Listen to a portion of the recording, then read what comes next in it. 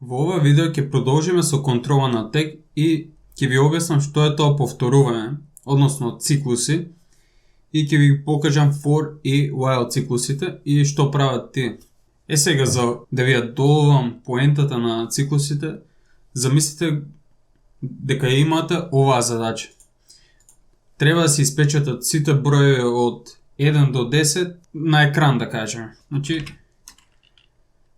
вака ќе ставиме блок коментари.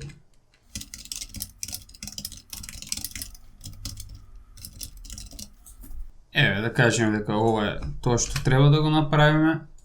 И сега можете да го направите ова.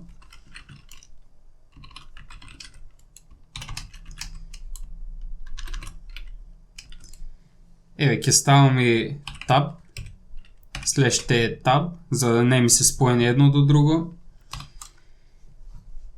И да земете вака, да изкопирате линијата и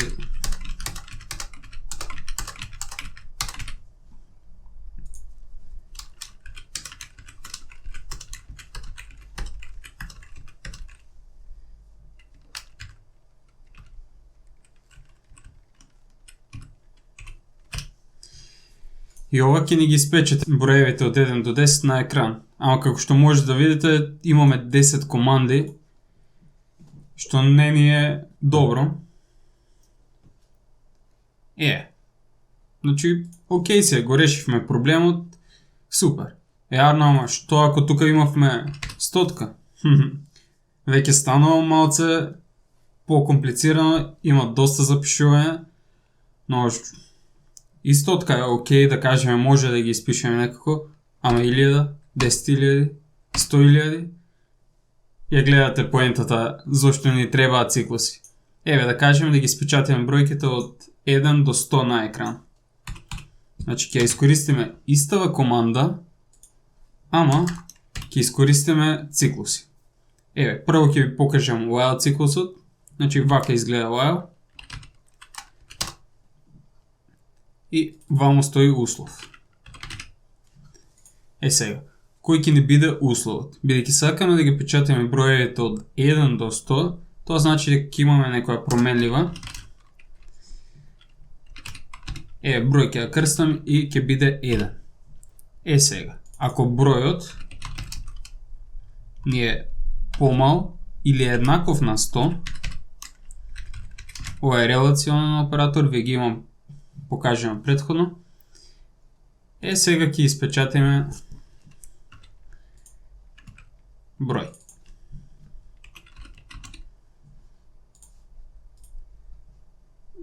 Оствари ова нека седи. Пример добро е да седи.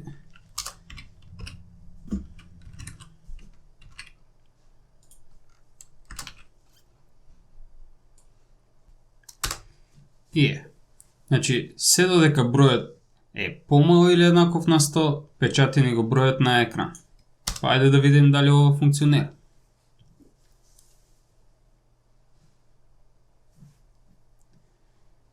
И опа, проблеми во животот.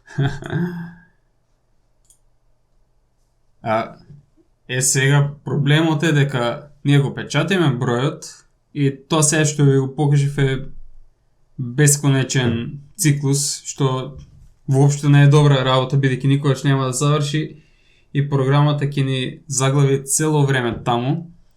Значи, што е грешката? Грешката е дека овој број не го зголемуваме. Значи, ако го зголемуваме, може тоа да биде вака.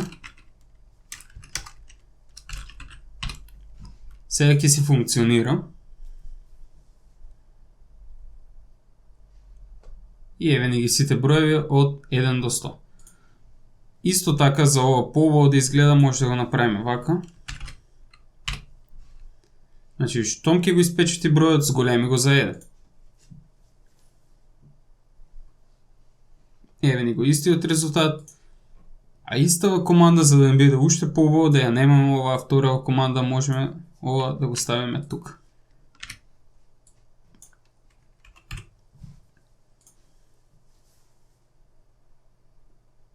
И повторно очекуваниот резултат.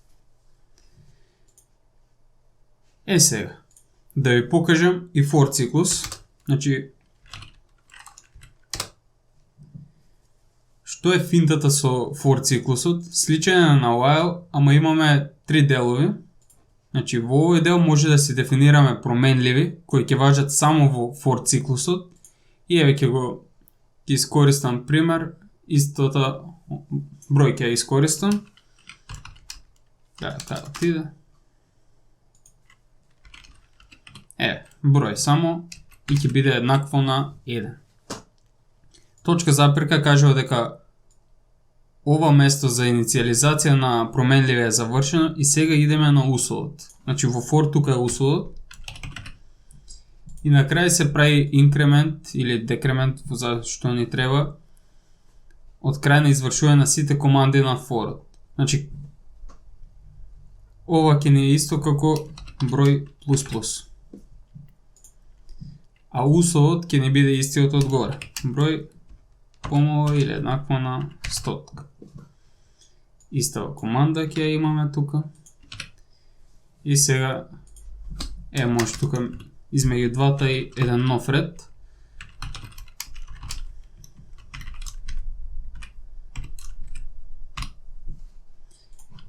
И оп.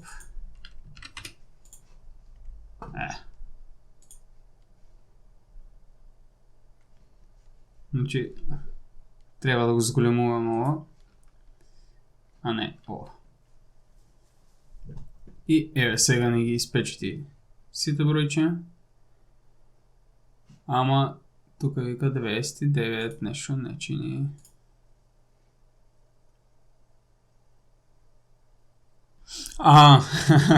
Каква глупа грешка направи. Не ги печати преко еден, бидејќи тука го заборавив ова. Значи, од ова сега немаме повеќе потреба, бидејќи како што функционира for-от, доаѓа тука само еднаш при влегување во for-от, ги дефинираме променливите кои ќе ги користиме, потоа го проверува условот дали треба да влезе во циклусот, бидејќи број ни е помало, бидејќи 1 е помало од 100, треба да влезе, ќе ја изврши командата и потоа ќе се врати да го направи ова. Во овој дел повеќе нема да влегува, значи влегува само еднаш, ама условот секогаш го извршува и ова зголемувањето на крај. Сега ова треба да си функционира. И еве го добивме истиот резултат. Сега ќе ви дадам мала задачка од грешка што ја направив ми текна. Слушнете ја задачата, паузирајте го видеото и пробајте да ја решите сами. Ќе треба да искористите работи од претходно што сме ги учеле и ова сега. Значи, задачата е да ги испечатиме бројките од 1 до 100, значи истото ова. Значи, ова. Ама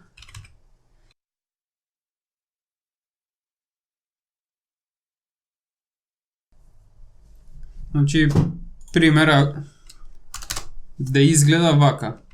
1, 2.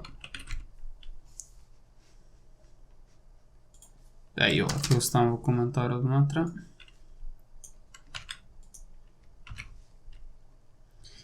И вака до 100. Паузирајте го видеото, пробајте да решите сами. Ако не успеете, вратете се назад и ќе го видите решението. Многу едноставно, ама пробајте сами. Се надевам успеавте да го решите, ако не успеавте, ништо страшно, сега ќе ви покажам чекор по чекор како да стигнете до решението.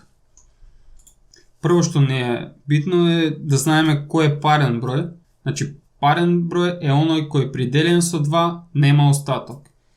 Сега, следен чекор ни е да се запрашаме, добро, во C++ како можеме да го добиеме остатокот. По остатокот може да го добиеме со овој оператор.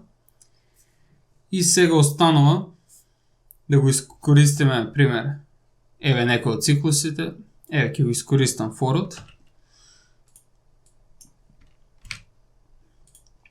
И сега кога ќе опечатиме бројот, ќе треба плюс да печатиме дали е парен или непарен. Значи ќе ни треба if. Значи ако бројот при делење со 2 дава остаток 0, тогаш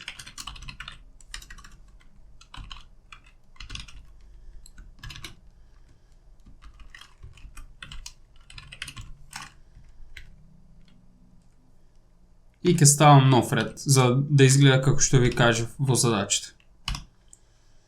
Значи, воспротивно, else,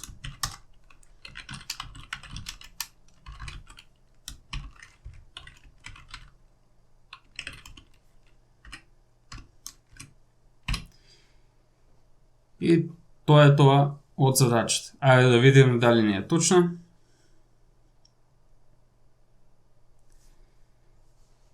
И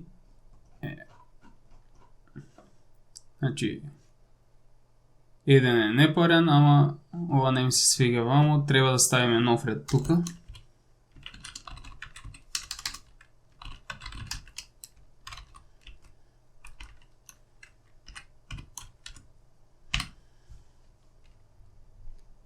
И ова исто така, да, вака би требало да изгледа подобро.